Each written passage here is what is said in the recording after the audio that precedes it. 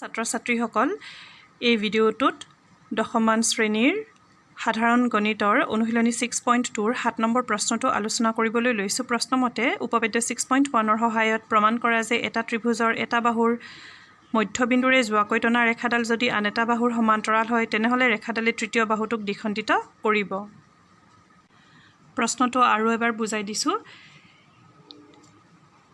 এটা ত্ৰিভুজৰ এটা বাহুৰ মধ্যবিন্দু ধৰি ললো ABC এটা ত্ৰিভুজ, এই ত্ৰিভুজটোৰ এটা বাহু হৈছে AB আৰু এই ABৰ মধ্যবিন্দু হৈছে D।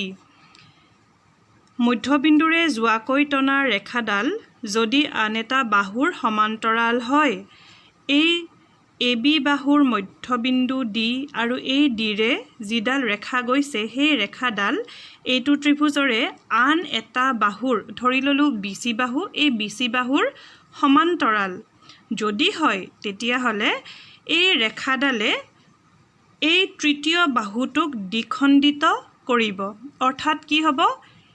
AE equal to EC হ'ব। অৰ্থাৎ কি হ'ব? EAC ৰ মধ্যবিন্দু হ'ব। এতিয়া আমাক প্ৰথমতে কি দিয়া আছে লিখি লৈছো।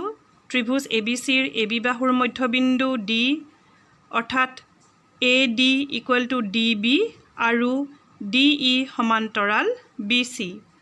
প্ৰমাণ কৰিব লাগে যে EAC ৰ মধ্যবিন্দু। এতিয়া প্ৰমাণলৈ আহিছো। প্ৰথমতে কি আমাক দি আছে যে DAB ৰ মধ্যবিন্দু। যেহেতু DAB ৰ মধ্যবিন্দু অৰ্থাৎ AD সমান হ'ব DB ৰ, AD ইকুৱেল টু DB। এতিয়া DB টো যদি মই সমান চিনৰ এইটো পাৰে লৈ আনো তেতিয়াহলে ইকুৱেল টু ইফালে কি থাকিব 1। AD by DB equal to 1। এইটো আমি 1 নম্বৰ সমীকৰণ নাম দিছো। আকৌ দিয়া আছিলে DE সমান্তৰাল BC। গতিকে ত্ৰিভুজ ABC ত DE সমান্তৰাল BC। DE সমান্তৰাল BC অৰ্থাৎ আমি মৌলিক সমানুপাতিকতাৰ উপপাদ্য মতে কি পাম? AD by DB equal to AE by EC। এয়া আমি মৌলিক সমানুপাতিকতাৰ উপপাদ্য মতে পাইছো। মৌলিক সমানুপাতিকতাৰ উপপাদ্যটো কি আছিল? আকৌ এবাৰ কৈ দিছো। যদি এডাল ৰেখা এটা ত্ৰিভুজৰ এটা বাহুৰ সমান্তৰালকৈ টনা হয় আৰু ৰেখাডালে আন দুটা বাহুক দুটা নিৰ্দিষ্ট বিন্দুত কাটে বা ছেদ কৰে তেনেহলে সেই বাহু দুটা একে অনুপাততে বিভক্ত হ'ব। অৰ্থাৎ যদি ABC ত্ৰিভুজৰ DE সমান্তৰাল BC হয় তেতিয়াহলে কি হ'ব? AD by DB equal to AE by EC। এয়া হৈছে মৌলিক সমানুপাতিকতা উপপাদ্য। এতিয়া আকৌ চোৱা AD by DB আকৌ কিমান আছে?